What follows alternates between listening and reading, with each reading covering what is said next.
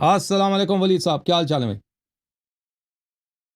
السلام علیکم اللہ یاری صاحب، کیا حال چال ہے؟ علیکم السلام ورحمۃ اللہ، آپ خیریت سے ہیں ولید بھائی؟ ٹھیک ہیں آپ؟ ٹھیک ٹھاک اللہ یاری صاحب، آپ سنائیں۔ اللہ تعالیٰ کا بڑا احسان ہے. شیعہ تو نہیں آپ؟ اللہ یاری صاحب میں ہوں شیعہ، لیکن میرا مسئلہ بہت بڑا ہے، اگر آپ حل کر۔ کیا مسئلہ ہے؟ اللہ یاری صاحب میرا مسئلہ یہ ہے کہ میرے والدین ہیں سنی، اچھا، تو میں نے اجازت کے بغیر آپ شیعہ حق بن پا گئے؟ لیا، اجازت کے بغیر شیعہ بن میں نے میں نے حق گئے؟ پا لیا، میں شیعہ ہو گیا۔ اچھا، صحیح ہے. اب وہ ناراض ہیں؟ ائمہ اتحاد، میں ہوں سید، ویسے میرے ماں باپ ہوں سب سید، ہوں لیکن وہ سنی ہے۔ اب ظاہری صحیح. بات ہے، میں ائمہ اتحاد کی طرف چلا گیا، کچھ آپ کے کلپس دیکھے، کچھ باقی ذاکرین کو سنا، تو اللہ نے مجھے توفیق دی، میں حق پہ آ گیا۔ اب بات یہ ہے کہ میرے والدین کے مجھ پہ کچھ اعتراضات ہیں، جو انہوں نے کہا کہ اپنے سب سے بڑے شیعہ عالموں سے پوچھ کے ہمیں اس کے جواب دو، تو میرے نزدیک تو آپ ہیں، تو میں آپ سے وہ جواب چاہتا ہوں تاکہ آگے نہیں میں نہیں وہ جواب کنوے نہیں کروں۔ نہیں، اتنے عالم ہے. میرا وزن تو بھائی میں اتنا بڑا کا ہوں. میں تو مشکل سے 50 کلو بنتا ہوں. بڑے بڑے عالم ہیں، جتنے بھی 120 ہیں 180 کلو کے بھی ہیں. ٹھیک ہے؟ جواد نقوی صاحب سائز دیکھے ان کا، ماشاء اللہ. وہ فرزند وہ ہزاروی. پتہ نہیں کون سے، وہ یا تو شیعہ ہو جاتے ہیں، اندر ہی وہ سنی ہو بہت جاتے بڑا ہے، بہت اتنا موٹا. ٹھیک ہے نا؟ ہم. ہیں۔ تو میرے نا لیری صاحب کچھ ہیں جو آپ اگر کلیئر کر دیتے تو کیا سوال ہے مدد بھائی؟ ہو جاتی۔ کیا سوال ہے؟ میرا سوال یہ ہے کہ میں نماز پڑھتا ہوں شیعہ طریقے سے، ہم. امام جعفر صادق کے طریقے سے، صحیح. اور باقی میرے عقائد ہیں شیعوں والے۔ میں جی. باقی پہلے 3 خلیفوں کو نہیں مانتا، ان کی خلافت صحیح. کو باطل سمجھتا صحیح. ہوں۔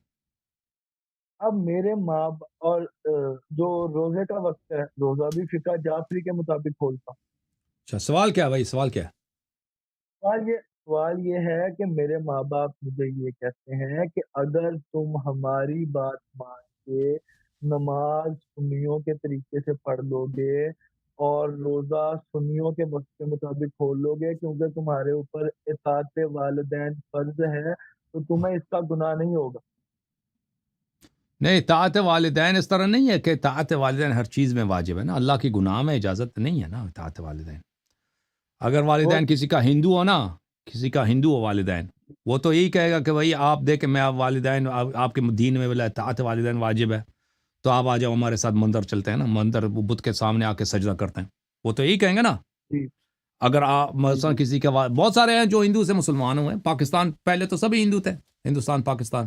ابھی جو مسلمانوں کی تعداد ہے، ان کے آبا اجداد سب مسلمان تو نہیں تھے، بہت سارے ہندو وغیرہ.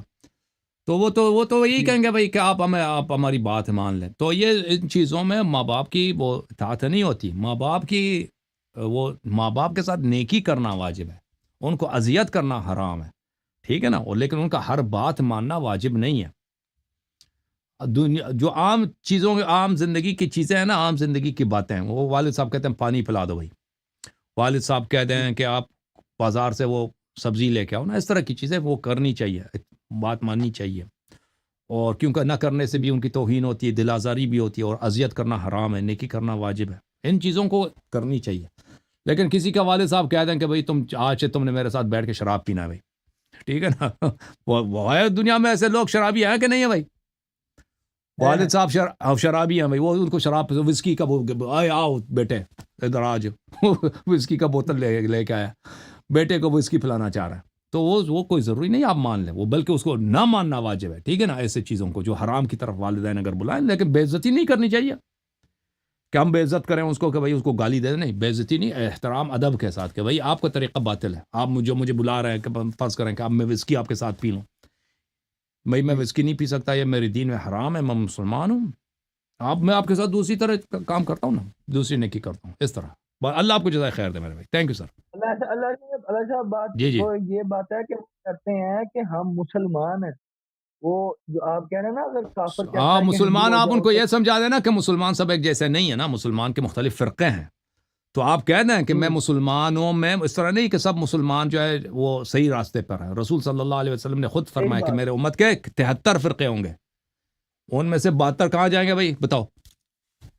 72 کہاں جائے؟ جہنم. جہنم اچھی جگہ ہے؟ نہیں، اچھی جگہ نہیں ہے نا. ایک فرقے کو نجات ملے گا، ایک فرقے کو. تو اب مسلمان سبھی مسلمان ہیں بھائی، آغا خانی بھی مسلمان ہے، بورے بھی مسلمان ہے، اہل حدیث، اتنے مسلمانوں کے فرقے بہت زیادہ، ٹھیک ہے نا. ان کا آپس میں اختلاف ہے، ٹھیک ہے نا. تو ہم اس نماز اسی طرح پڑھیں گے جو رسول صلی اللہ علیہ وسلم کا طریقہ ہے، ان کا اوصیاء کا طریقہ، روزہ بھی اسی طرح، ٹھیک ہے نا. مسلمان ہونا کافی نہیں ہے جب خود اسلام کے بانی جو نبی نے اسلام لایا نا، اس نے خود بتایا کہ میری امت سب کے سب جہنمی ہے سوائے ایک فرقے کے. بات ہی ختم ہے. تھینک یو سر، اللہ آپ کو جزائے خیر دے. باقی آپ کے سوال حل ہو گئے بھائی. ابھی میرے پاس کالر ہے جی.